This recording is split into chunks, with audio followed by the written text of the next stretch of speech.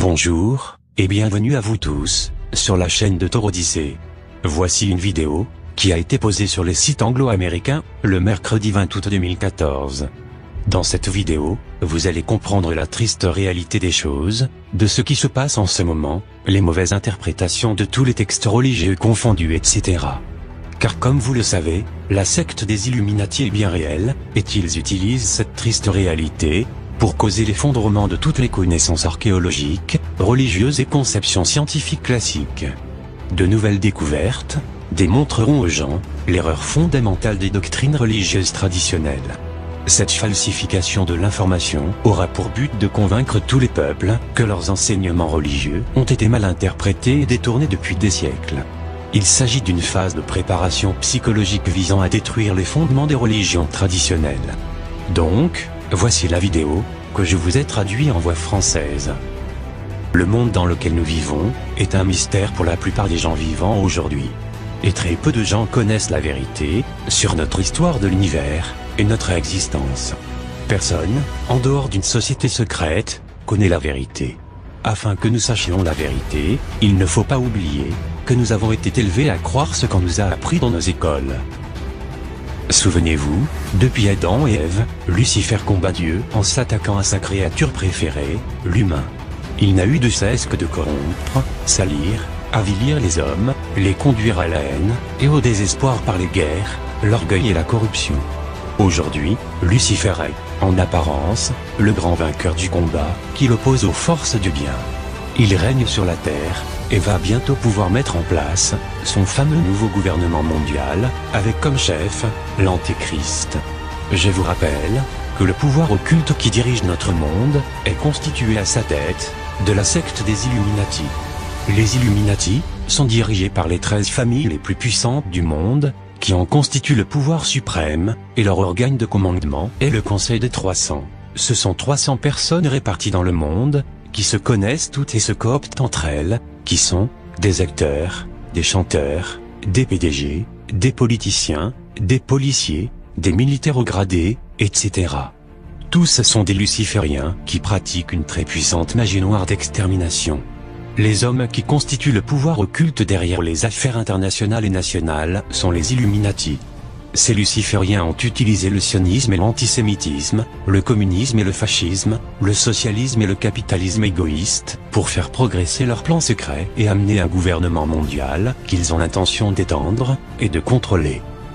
Donc, voici en détail leur plan. Petit a, la mise en place d'un monde sans Dieu, où la chrétienté serait éliminée.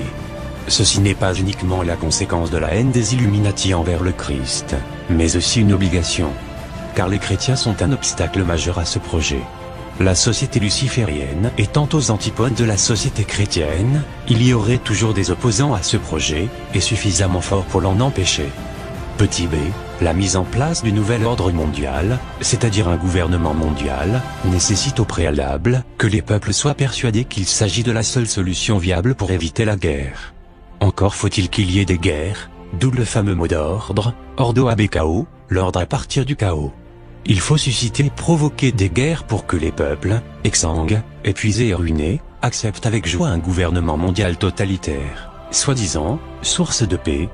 Petit c, la guerre financière, crise économique, crise monétaire, crise de la dette, toutes ces crises n'ont qu'un but, préparer le monde à la banqueroute universelle.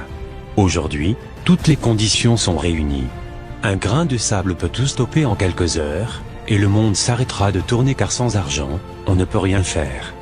Petit d, la guerre conventionnelle, ou militaire. C'est la plus classique. Là aussi, tous les pions sont en place, sous les yeux d'une population occidentale déjà préparée et résignée. Albert Picque nous a expliqué qu'elle opposerait le monde musulman à l'Israël et ses alliés. Et effectivement, tout le nord de l'Afrique, le Moyen-Orient, est prêt, il n'y a plus qu'à. Petit e, la guerre civile, la guerre financière, évoquée plus haut va ruiner les populations en un clin d'œil, et les priver de l'essentiel. La guerre au Moyen-Orient va faire exploser le baril de pétrole, donc l'énergie, et générer une inflation fantastique. La majorité de la population, qui vit désormais en ville, ne tiendra pas 3 jours. Quant aux banlieues, elles n'attendent que ça pour se livrer au pillage. Petit f, la guerre bactériologique, ce type de guerre est très probable.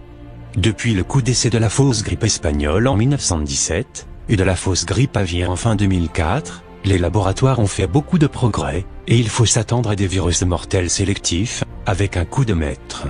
La vaccination générale, vaccination qui bien entendu, portera en elle-même, les gènes d'un autre virus mortel. Petit exemple, le virus Ebola modifié, qui a été réimplanté exprès dans certains pays pauvres en 2014, tout ça pour une élimination radicale de la population. Petit g, la cyberguerre, cette forme de guerre est redoutable, car elle agit sur des éléments qui nous sont devenus essentiels, l'électricité et les moyens de communication.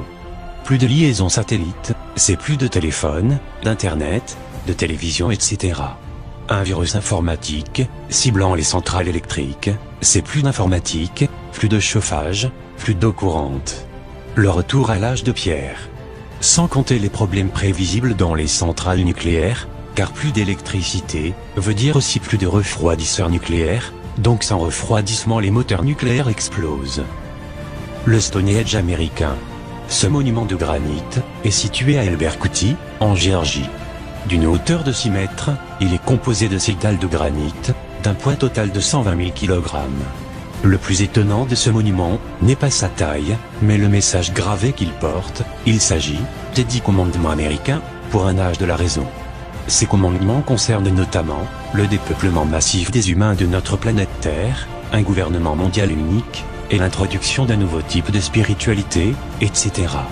Voici le premier commandement, commandement numéro 1.